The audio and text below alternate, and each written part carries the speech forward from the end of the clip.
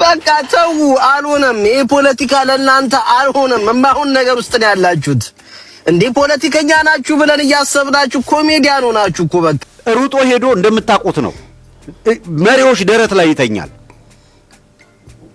ይሄ ሀገር መሪ ፕሮቶኮል አይደለም። በተደጋጋሚ እኮ ይነገራል። እኔ ወሬ ለማጣፈጥ ለመከራችሁ ተቀራራችሁ እውነቴን እኮ ነው ማለት ነው። አሁን እስቲ ሰውዬ ጋር ደረሳላችሁ። ሰላም ጤና ይስጥልኝ። በመላው ዓለም የምትገኙ ውድ የዩቲዩብ ቤተሰቦቼ እንደምናችሁ እንደምንከረማችሁ ትኩስ ነገር ከዚህም ከዛም ለእናንተ ዘናፈታ ያረጋል ብዬ ማስባትን ነገር ይዤላችሁ መጥቻለሁ ማለት ነው። እንደተለመደው እንግዲህ አዲስ አበባ ላይ እንግዲህ የተለያዩ ነገሮች ስላሉ በእነሱ ነው እንግዲህ የምንወያየው ማለት ነው። ምንድነው ምን ተፈጠረ የሚለውን ነገር ነው የምናየው። ሰሞኑን በጣም ብዙ አይነት እንቅስቃሴ በአዲስ አበባ ላይ እየተካሄደ እንደሆነ ሁላችንም እያየን ነው። ከዛ መሀል እንግዲህ አንዱ እንግዲህ የቱርኩ ፕሬዝዳንት ወደ አዲስ አበባ መጥተው ያደረጉትን ጉብኝት ምክንያት በማድረግ እንግዲህ ሶሻል ሚዲያው የተለያየ አይነት የራሱ የሆነ ስሜት አሰምቷል ማለት ነው። የውጭ ሀገር ሰዎች ኢትዮጵያቺ አዲስ አበባቺ አይደለችም እስከማለት ድረስ በደረሱበት ሰዓት እኛ ደግሞ ወንድሞቻችን እርስ በርስ እንግዲህ እየተጋጨን እየተፋጨን ያለ ነው ማለት ነው።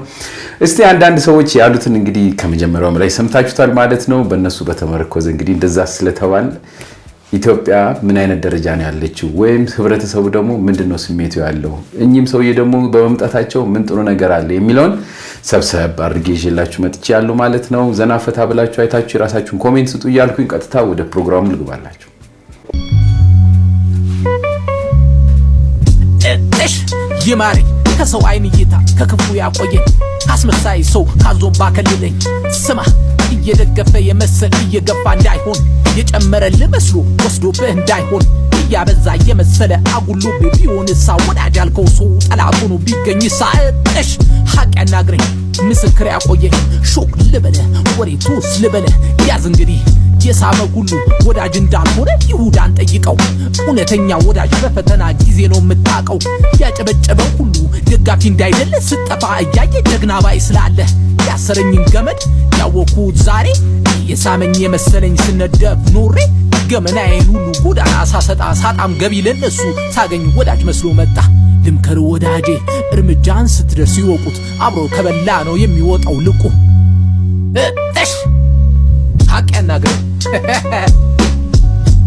በአፍሪካ ቀንድ አዲስ ግጭት በፍጹም ማየት አትፈልግም ማለት ተብሎ ገስቸር ኢን ሞራል የበላይነት ይዞ ነው የሚናገረው።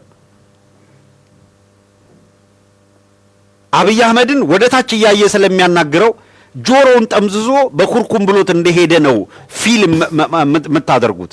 ይሄ ፕሮቶኮል ምን እንደሆነ መሪነት ምን እንደሆነ የማያውቅ ሰውዬ እየተንደረደረ ሄዶ በእውነት ቪዲዮውን ብትመለከቱት ትገረባላችሁ። ገና ከአውሮፕላን ሲወርድ አይታችሁ ከሆነ አብይ አህመድ ሄዶ እንደለመደው ይሄ መሪዎች ሲመጡ ሄዶ ያለ ፕሮቶኮል ብብት ስር መግባት፣ አንገት ስር መለጠፍ፣ ቀለበት ማድረግ፣ ጉልበት መሳም፣ ሹፌር እንደሌለ ሁላ ሹፌር ተክቶ መኪና መንዳት፣ በመሪ ፕሮቶኮል ታጅቦ ባቻ ስሜት እሱ ግድ የለም ራሱ ምንም አይደለም እንደተራ ግለሰብ። የወከላት ሀገር ግን ታላቅ ሀገር ስለሆነች ያችን ታላቅ ሀገር የሚመጥን ነበረ ማድረግ የነበረበት።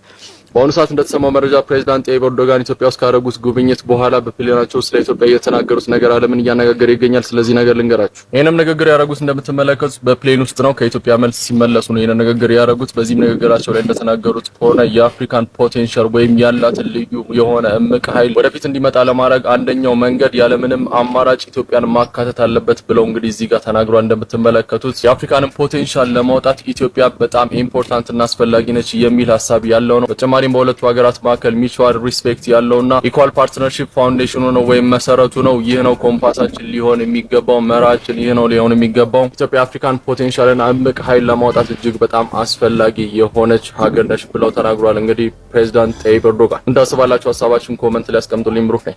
በዚህ ሰዓት በዓለማችን ላይ አዲስ አበባ መነጋገሪያ ሆናለች። ትሬንዲንግ ሆኗል ይሄ ቪዲዮ። ረሲፕ ታይብ ኤርዶጋንን ሲሸኝ የሚያሳየው ቪዲዮ እንግዲህ እቺ አዲስ አበባ ከኛ ሀገር አበልጥም ወይ እያሉ ኢንዲያኖች ሲነጋገሩበት ቆይተዋል። በተለይ አፍሪካ ሀገር በአጠቃላይ ማለት ይቻላል የሀገራቸውን መንገድ እየጠቀሱ የአዲስ አበባን ግማሽ እንኳን መስራት አንችልም እያሉ ባድናቆት ሲያወሩ ነበረ ማለት ነው። ይሄን ነገር በተለይ ትዊተር ላይ በጣም ቫይራል ሆኗል። ገብታችሁ ማየት ትችላላችሁ። ከዚህ በተጨማሪም ኢንስታግራም ላይ እነዚህ ቪዲዮዎች በዓለም አቀፍ ደረጃ እንግዲህ ኢትዮጵያን በተለይ አዲስ አበባን መንገዶቿን ውበቷን ማድነቅን ተያይዘውታል። ቫይራል ሆናለች አዲስ አበባ በዚህ ሰዓት። በእውነት ብዙ ሀገሮች ናቸው በዚህ አይነት መንገድ እንግዲህ አስተያየት እየሰጡ ያሉት። እቺ መንገድ በጣም ታዋቂ የሆነች ነው ያለችው። ጭር ማለቷ ስፋቷ ምናምኗ ለሌሎች ሀገሮች በሙሉ በቃ ልክ እንደ ትምግርት ነው የሆነችበት። በጣም ይሄ የማይካድ ነገር ነው ማለት ነው። ይሄንን ነገር ሌሎች ዓለሞች እንደዚህ እያወሩት እያለን እኛ ግን ያው የተቀባባ ነገር ነው ብለን እንግዲህ እያሰብን ያለ ነው። በጣም ነው የሚገርመው። ከዛ ውጭ ደግሞ በጣም የሚገርመኝ እንግዲህ እንደነዚህ አይነት እንደነ ሀብታሙ አይነት ሰዎች ቁጭ ብለው ፕላን አድርገው አንድን ታሪክ ለማውጣት የሚፈጁበት ታይም ሳይ በጣም ነው የሚገርመኝ። በእውነት እያንዳንዷ ነገር ለነሱ ፍሬ እንዳላት አሁን በጣም ገባኝ። በቃ እና በጣም ነው የገረመኝ።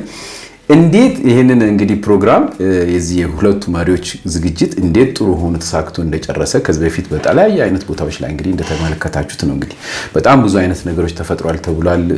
ውጤቱ ጥሩ ነው ተብሎ የሚጠበቅ ነው። እንደነዚህ አይነት ደግሞ ዝግጅቶች እስከዛሬ ድረስ እንግዲህ ጠቅላይ ሚኒስትሩም ወደ 7 ዓመት እንግዲህ እንግዶች እየተቀበለ ተመልሷል። ግን ያሁኑ ኮሌታው ሳይቀር እንግዲህ በደንብ ተመርምሮ ነው እንግዲህ ለትረባ የቀረበው ማለት ነውና ይገርማል። ወቸ ጉድ ነው የሚያስብለው። እስቲ የራሳችሁን ኮሜንት ስጡ፣ እንመልከት ደግሞ።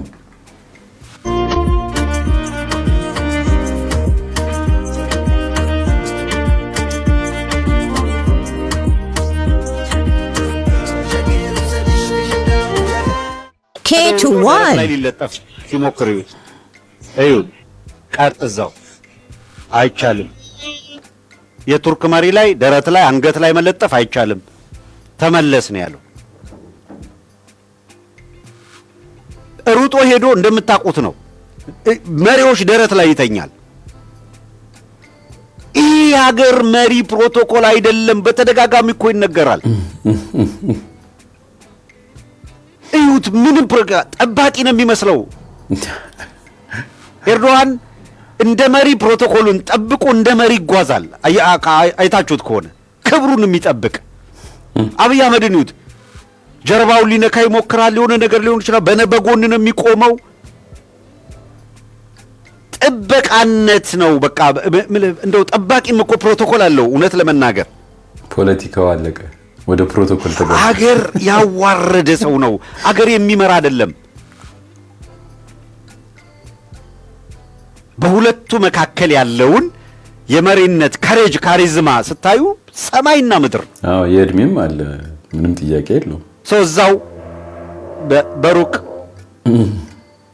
ካለ በአፍሪካ ቀንድ አዲስ ግጭት በፍጹም ማየት አትፈልግም ማለት ተብሎ ገስቸር ኢን ሞራል የበላይነት ይዞ ነው የሚናገር። ላይ ገና ከአውሮፕላን ሲወርድ አይታችሁ ከሆነ አብይ አህመድ ሄዶ እንደለመደው ይሄ መሪዎች ሲመጡ ሂዶ ያለ ፕሮቶኮል ብብት ስር መግባት፣ አንገት ስር መለጠፍ፣ ቀለበት ማድረግ፣ ጉልበት መሳም።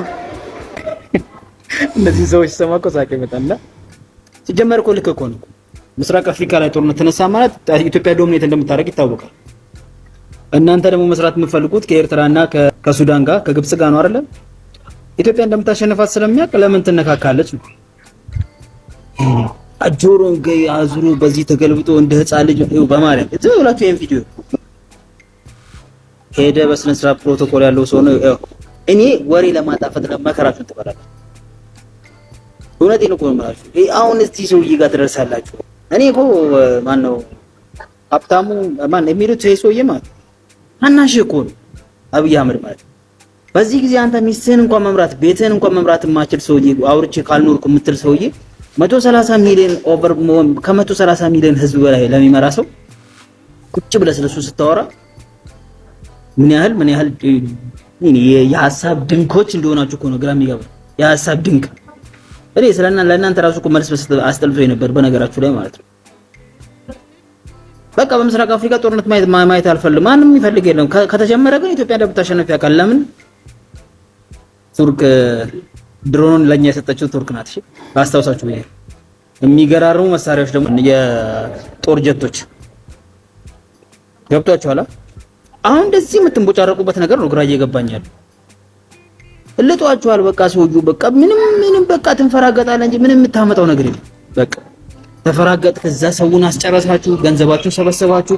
በአንዲት የዩቲዩብ ላይቭ ብቻ ከ1 ሚሊዮን ዶላር በላይ በሰበሰባችሁ፣ ቀረጠፋችሁ፣ እርስ በርስ ተባላችሁ፣ ተለያያችሁላችሁ። እዚህ ያለ እንጂ እናንተን የሚከተል ድንጋይ ራስ ማሰብ የማይችል ህዝብ እኔ እግዚአብሔር እናንተን የሚከተል እናንተን የሚሰማ ድንጋይ ራስ ብየዋለሁ። ጥቁር ድንጋይ ውሃ እንኳን ቢደፋበት የማይገባበት ማለት ነው። እናንተ አሁን ከዚህ ሰውዬ ጋር እውነት ትወዳደራላችሁ? አረ ተው እስቲ ረፉ። እስቲ ፖለቲካውን አላወቃችሁበትም እናንተ። እሱ የሚሰራውን ፖለቲካ በምንም ሂሳብ አላወቃችሁበትም። እውነቴን ነው የምላችሁ፣ አላወቃችሁበትም። እሱ ይልጣችኋል። በምንም አደርሱበት። በቃ ሰሞኑን የምትወራ የለችም። ያው ፋኖ ብሏል። ምን ታወራላችሁ?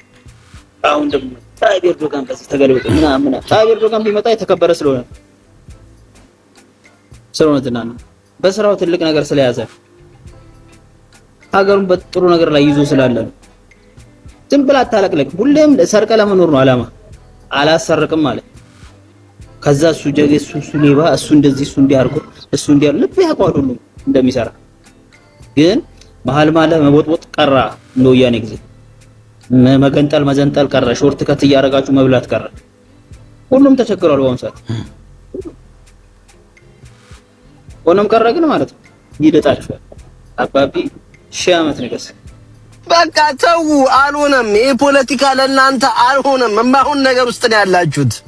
እንዴ ፖለቲከኛ ናችሁ ብለን እያሰብናችሁ ኮሜዲያን ሆናችሁ እኮ በቃ አልተሳካም። ዘመነ ካሴ በዛ በኩል ፈርጥቶ ጭራሽ ኤርትራ ገብቷል። 4 ኪሎ ጠብቁኝ በ15 ቀን ውስጥ ያለን ሰውዬ ጭራሽ እሱ ተነቅሎ ኤርትራ ገብቶ በህይወት አለው አይዟችሁ እየተነፈስኩ ነው ማለት ጀመረ። እናንተ ሁሉንም ባንዳ እያላችሁ አለቁ። ፋኖ የሚባለውን ነገር ለቀው ወጥተው አለቁ። ክልሉን ለቀው ወጥተው አለቁ። እሺ ማን ቀረና ነው ባንዳ ያልሆነው? በቃ ተው። ይሄ ፖለቲካ ለእናንተ አልሆነም። ሰውየው መሳሪያ የሚባል አይተኩስም። ሰውየው ስለእናንተ ንግግር የሚባል ነገር አይናገርም። እንዲሁ ስራውን እየሰራ ይጸልያል። እናንተ እርስ በርሳችሁ ትበታተናላችሁ። ይሄው እሱ ስልጣን ላይ ከወጣ ስንት ዓመት ሙሉ በፖለቲከኛ የምናቃችሁ ሰዎች ናችሁ እኮ አርቲስቶችና ኮሜዲያን ያደረጋችሁ። እንደ ከፖለቲካችሁ ቀልዳችሁ ሆነ የሚያዝናና በጣም ትልቅ ደረጃ የኛ ሙሴ ማለት ይሄ ነው ያላችሁት እነ ዘመነ ካሴ እነ መሬ ወዳጆ ምናምን የሚባሉት ጠቅላላ በቃ የለም። በቃ ተው፣ ደከማችሁ። እናንተም እኮ ከናንተ ፖለቲካ ሰው ያተረፈው ነገር ቢኖር ከሞት ውጪ መዝናናትና መሳቅ ነው። በንግግራችሁ ይስቃል፣ በሐሳባችሁ ይስቃል፣ በፍላጎታችሁ በተግባራችሁ እርስ በርሳችሁ ባላችሁ ነገር ይስቃል። ኢትዮጵያ የዓለም ሀያላን ሀገራት መሪዎችን ትኩረት እየሳበች ስለመምጣቷ ምንም ጥርጥር የለም። በቃ ዓለም እና መሪዎቿ ትኩረታቸው በሙሉ ኢትዮጵያ ላይ ሆነዋል። ካላስ ይሄ ፋክት ነው። ጥያቄው ለምንድነው የሚለው ለምንድነው የዓለም ሀገራት መሪዎች ትኩረታቸው ኢትዮጵያ የሆነችው የሚል ጥያቄ ስናነሳ ሁለት አይነት መላምቶች አሉ። አንዱ የነጀዋር መላምት ነው፣ አንዱ ደግሞ የኛ መላምት ነው። እንደነ ጀዋር መላምት ከሆነ የዓለም ሀገራት መሪዎች ትኩረታቸውን ኢትዮጵያ ላይ ያደረጉት የብልጽግና መንግስት ሀገሪቱን ሊሸጥላቸው ስለፈለገ ነው። እንደነ ጀዋር እንደ ፔሲሚስት እንደ ጨለምተኞቹ አስተሳሰብና አነጋገር ከሆነ የዓለም ሀያላን ሀገራት ትኩረት ኢትዮጵያ ላይ ሆነው ጠቅላይ ሚኒስትሩ ሀገሪቱን እየሸጠ ስለሆነ ነው። ይሄ አባባል ግን እንግዲህ አይደለም። ከዚህ ቀደም አቶ ጌታቸው ረዳም ግድቡን ሸጠ፣ ሀገር ሸጠ፣ እንዲሸጠ ምናምን እያለ ሲሰክሰን ነበር። ያው የኋላ እሱ ራሱ ተማርኮ መጣ እንጂ። ሁለተኛው መላምት ደግሞ የኛዎቹ ነው። የዓለም ሀያላን ሀገራት ትኩረታቸው ኢትዮጵያ ላይ የሆነበት ምክንያት ኢትዮጵያ በለውጥ ጎዳና፣ በእድገት ጎዳና፣ በብልጽግና ጎዳና በትክክለኛው ትራክ ላይ የተጓዘች ስለመሆኑ አመላካች ስለሆነ ነው። የሚያማልል የሚያጓጓ ከኛ ጋር ወዳጅነት ለመፍጠር የሚያሳሳ የሚያሯሩጥ ጉዳይ ስላለ ኢትዮጵያ አጓጊ እንድትሆን የሚያደርጋት ስራዎች በዚህ መንግስት እየተሰራ ስለሆነ ለዚህ ነው የዓለም ሀያላን ሀገራት መሪዎች ትኩረታቸው ኢትዮጵያ የሆነችው። የህንዱ መሪ በቅርቡ መጥቶ ነበር። ዛሬ ደግሞ የዓለም ተጽዕኖ ፈጣሪ መሪው የኤርዶጋን ሀገራችን ይገኛል። በቅርቡ ደግሞ የተባበሩት መንግስታት ጽሕፈት ቤት አመራሮች የአፍሪካ የዓለም በቃ ኢትዮጵያ እኮ በአይነቱ የዓለም ሀያላን ሀገራት መሪዎችን እየሳበች ትገኛለች። እንግዲህ ዲፕሎማሲያዊ ግንኙነት ማለት ሀገርን ለተቀረው ዓለም ክፍት አድርጎ በጋራ ጥቅም ላይ የተመሰረተ ግንኙነት መፍጠር ማለት ይሄ ነው። ከዚህ የተለየ አለ ብዬ አላስብም። እንደተመለከታችሁት እንግዲህ ፖለቲካው በጣም እየቀዘቀዘ ስለሆነ እንግዲህ በየሰውነት በየምን እየተመጣ ነው ማለት ነው። በእውነት ወሬ ስለጠፋ የሚነገሩ ነገሮች በጣም የሚያስቁ እየሆኑ መጥተዋል ማለት ነው። አንድ ፕሬዚዳንት አንድ ሀገር ላይ መጥቶ አድርጎ ለሄደው ነገር ላይ እያንዳንዱ አቃቂር መውጣቱ በጣም የሚገርም ነው። ያው ትልቁ ነገር እኛ መረዳት ያለብን ሶሻል ሚዲያ ምን ያህል እንግዲህ ኦፕን ሆኖ ማንም ሰው እንደፈለገው መናገር መቻሉ አንድ ትልቅ ነገር ነው ብዬ ነው የማስበው። ለዚህ ነው እንደዚህ ሰውነትን እየተመለከቱ እንደዚህ ማድረግ አለበት እንደዚህ ያለበት የሚባለው ማለት ነው። በጣም የሚገርም ነገር ነው። ወሬ ጠፋ። ወሬ በመጥፋቱ የተለያዩ ነገሮች ይነገራሉ። ከተማዋ ላይ ግን ህብረተሰቡ በአሁኑ ሰዓት እያየ ያለው ነገር ምንም የማይካድ ነገር ነው። መቼም አዲስ አበባን አሁን መጽዳቷን እኛ ሳንሆን ዓለም እየነገረልን ባለ ሰዓት ምንም ብናንቋሻት ወዴትም መሄድ አትችልም። አንፈልግም ብንል ከዚህ በኋላም ደግሞ ህብረተሰቡ መቆሸሽ እንደማይፈልግ ሁላችንም እናውቃለን ማለት ነው። ስለዚህ ይህን ተገንዝበን አንዳንዴ የምንናገረውን ነገር እንደው አትሊስት ሰው እንዲሰማው አድርገው ቢሰሩት ጥሩ ነው ብዬ አስባለሁ።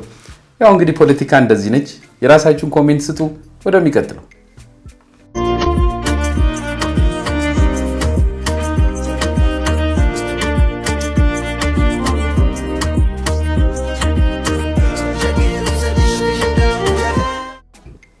የሰይጣን ዋና ተንኮሉ ያለንበትን ነገር ማሰልቸት ነው። ሌላ ማስመኘት፣ ሌላ የተሻለ የሚመስል ማሳየት ነው። ይዋዛ መስሏችኋል ዲያብሎስ እና ተጨማሪ ነገር የያዙትን አስለቅቆ ተጨማሪ ነገር ማስመኘት የማን ተንኮል ነው? የሰይጣን ተንኮል ነው። እንድታውቁበት ያስፈልጋል። ስለዚህ የያዝናትን ነገር መጀመሪያ መጨረስ ያስፈጽመን መድኃኔዓለም። ስለዚህ የሚያስፈልገን ምንድነው? መጽናት። ያለንበት ቦታ ላይ መጽናት ያስፈልገናል። ስለዚህ የያዝነው ነገር ካንጎላቸንበት ይገለናል። አጥብቀን ግን እንያዘው። ከያዝነው ላይ ቀር አጥብቀን እንያዘው። ቢመቸንም ባይመቸንም እንዲያ የሆነ እንደሆነ ፍሬ እናፈራለን። እግዚአብሔር ሆይ በሉ። ፍሬ ለማፍራት አብቃኝ። እግዚአብሔር ፍሬ ለማፍራት ያብቃል። ትሰማለህ? አንተ ባትፈልግም በሰው ህይወት መግባት ወደድክም ጠላህም ሰዎች ግን ካንተ ህይወት አይርቁም በክፋት ፈትፍተው ሲያቦኩ ቆጥረው እርምጃህን ከማር ብትጣፍጥ ከግራዋ መሮ ከፍቶ ትሰማለህ የገዛ ስምህን። ነገረኛ ሆነ ደርሰህ ባትከፋም ራስን አግልለ ሌላን ባታስከፋም እወቅ መኖሪ የሚያመው ብዙ ሰው ይኖራል። ስላላየህ እንጂ ሆድ የሚታይ ቢሆን ቆመ መራመድ ስንቱን ያቃጥላል። ስለዚህ አሜም ተነስቶ አክስሞ ሊጥልህ ቢለፋ ቢጣጣር አንተ ግን ምንጊዜም ተስፋና እምነትህን በፈጣሪ ላይ ጣል። ምክንያቱም ራስ ወዳድ ሆኖ የቅርብም የሩቅም በሚጎዳ ዓለም የሚያነሳ እንጂ እግዚአብሔር ካንተ ጋር የሚወድቅ አይደለም። ሰምተኸኛል? ተስፋ እንዳትቆርጡ። ፍትህ የሚሉት ነገር ቢመጣም ባይመጣም መጠየቅ ነው እንጂ ዝም ማለታችን ለውጥ አያመጣም። ትላንት ተሸውደን የሚሰጠውን ፍትህ ዝም ብለን አየነው። ፈንጂ አምካኝ ብቻ ነው ከስተቱ ዳግም ሊማር የማይችለው። ስለዚህ ጠይቁ። የወለዱ አባቶች የወለዱ እናቶች እንዳይጨነቁ፣ ሕፃናት ከመስኩ እልፍ እንዲቦርቁ ፍትህን ጠይቁ። ለተበደለ ሰው ለተቸገረ ሰው ለሁሉም ዘኑ እንጂማ በፍጹም መርጦ አልቃሽ አትሁኑ።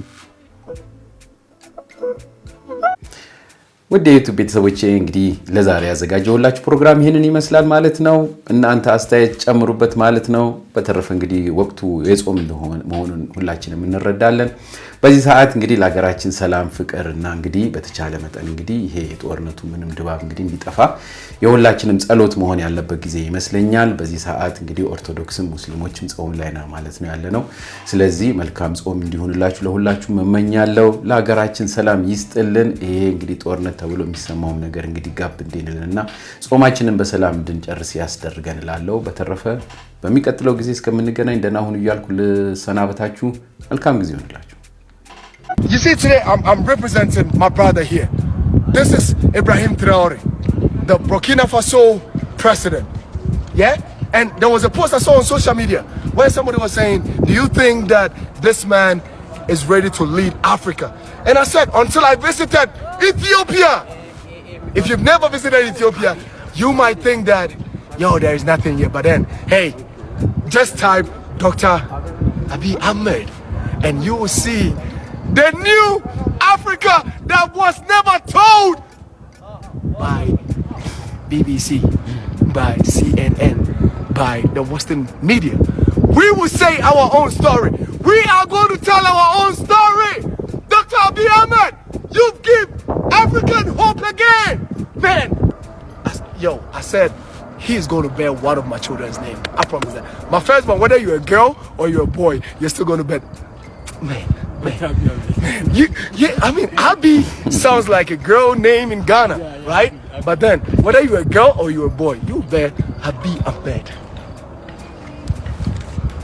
Man, this is crazy, bro.